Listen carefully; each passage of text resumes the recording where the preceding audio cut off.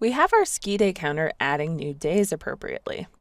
So now all of the data is being represented in our list as well as in our component. So now that it's working well, let's go ahead and add a few enhancements. We're going to add an autocomplete component, and then we're going to add an image just for fun. So we're going to start with our add day form file. And I've already added this array here. It's some data for our Tahoe resorts. So this is going to be the data that will auto-populate into the resort field. So instead of just being an input field, this is going to be a data list that will allow us to select from many options. So these are our options. We're going to create our autocomplete component now as a class. So we'll create it all in the same file just because these are pretty tied together. You could create it in a new file if you wanted to though. So we're going to say autocomplete extends component. We will make sure to also use component on line 1, import it here. And our render method inside of autocomplete is going to return the following. So let's add render. We will return something wrapped in parentheses here. Now what we're going to return is a div, and our div is going to contain an input. This input is going to be type equals text. We're going to also set it with this variable called list, and it's going to be set to list resorts. And let's actually change this to Tahoe resorts. There we go. Let's go ahead and add a data list tag. So this tag is going to allow us to have that autocomplete like functionality. It will have an ID that matches the list property. We will say ID is Tahoe resorts. Cool. And now in our data list, we're going to map over our options and then return option tags, which are the child elements of a data list for each of our options. So the options here are going to be found in this props options.map. And our map function is going to take in a callback function that has option and I as params.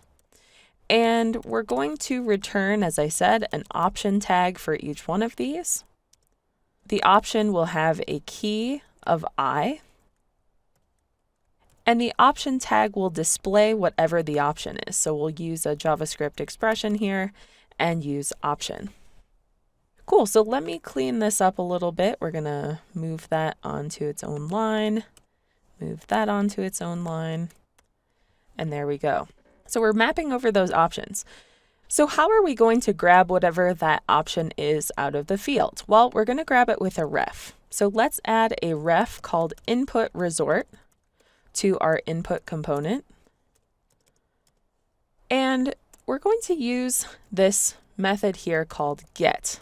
So get is going to grab the value of whatever our ref is. So we're going to say return this dot refs dot input resort dot value. So then we can add another method here called set value. So set value is going to set the value of the ref to whatever the input value is. So we'll say this refs.input resort.value equals input value. So you can use get and set in class components if you'd like to. Getters and setters are very common in a lot of programming languages. This is how we would do this with JavaScript.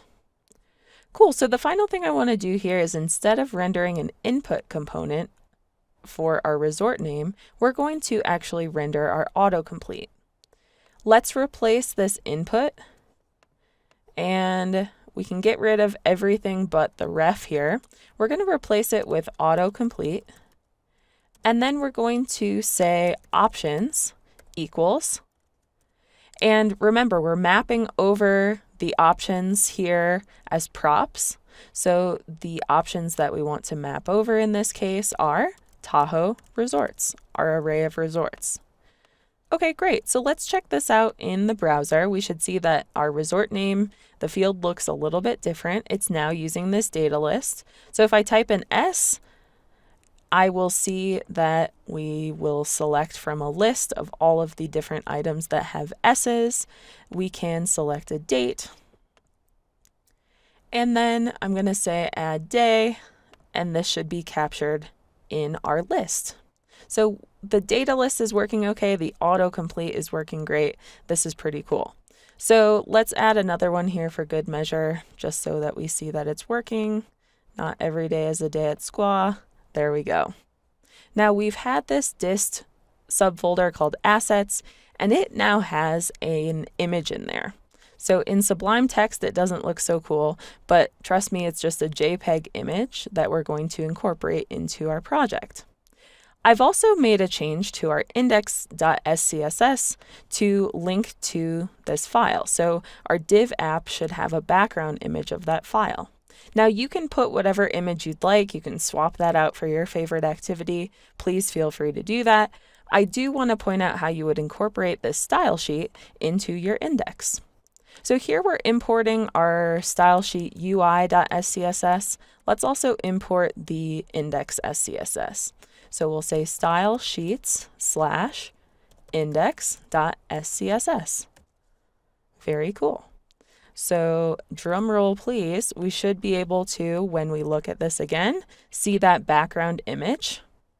And you can hopefully use this for all of your different activities.